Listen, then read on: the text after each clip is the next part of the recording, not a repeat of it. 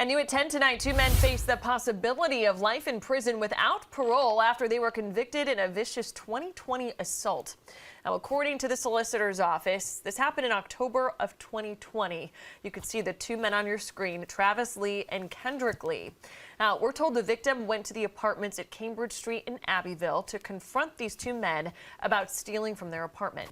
Surveillance video shows Travis Lee grabbing the victim in the parking lot, holding them until Kendrick Lee arrived to hit the victim in the head multiple times with an object. Investigators say the victim made it home before they went unconscious, and they also suffered many cuts on their head. Now, the two men were convicted of assault and battery of a high and aggravated nature, and that sentencing will happen October 13th.